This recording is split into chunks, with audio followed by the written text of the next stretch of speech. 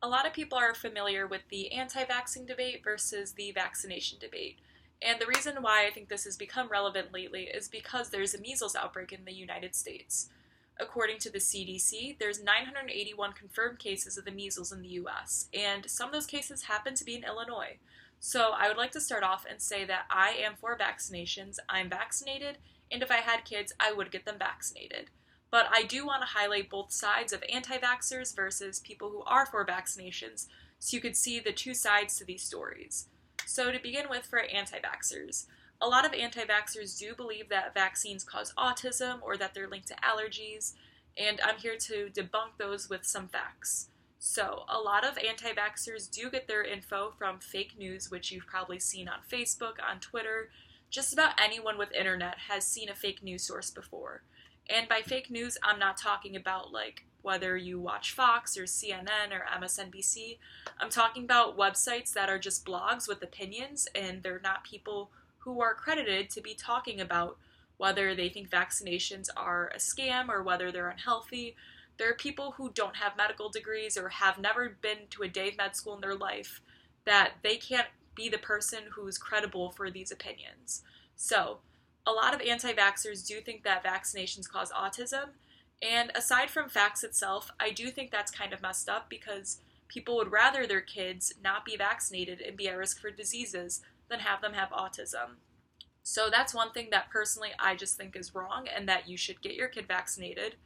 But that's again the anti vaxxers side of it. That's what their story is. So another fact that a lot of anti vaxxers believe is that they link to allergies, such as like food allergies.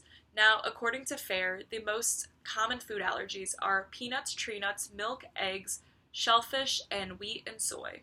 So those are obviously common food allergies. You see them on the backs of lots of labels saying soy-free, dairy-free, shellfish-free, lots of things. Or you see warnings saying like that there's shellfish in this, there's eggs in this, whatever it is.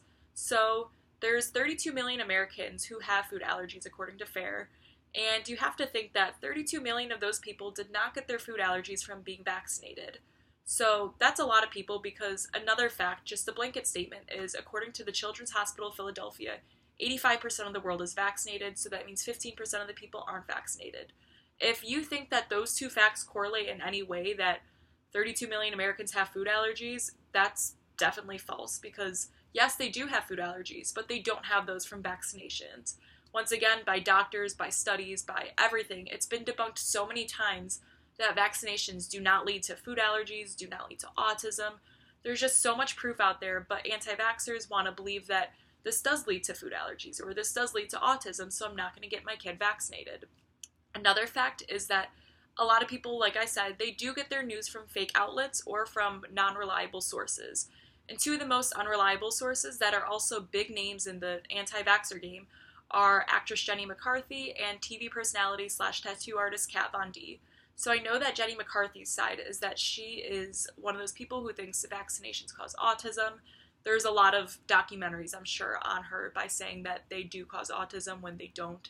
She's just one of those people who strictly believes in that. So that's that side of the story. But for the people who are on my side and think that they should be necessary for a lot of reasons. So when you start school, obviously, no matter how old you are, I believe that usually you're 5 years old or 6 years old when you start going to like an elementary school. That's when they start to get a little bit more nitty gritty on the vaccinations and they want you to have them. Some places even force you to have them. Like you cannot attend their school unless you have vaccinations, unless you have your booster shots. And yeah, because I do remember being a kid and always going to the doctor and dreading that time because I was afraid of the needle, but it pays off because I didn't get sick. There wasn't an outbreak during my time when I was a young kid in school. And even now in colleges and high schools, they still make you have vaccinations. But once again, there are people who think that they shouldn't be having those because they think that they cause allergies, they lead to autism, so on and so forth. So on the side of people who want everyone to be vaccinated, it's because they want to protect themselves, they want to protect their kids, and they want to protect their community. There's been enough research and facts on vaccinations for people to trust them and to trust their doctor when they say that they should need them.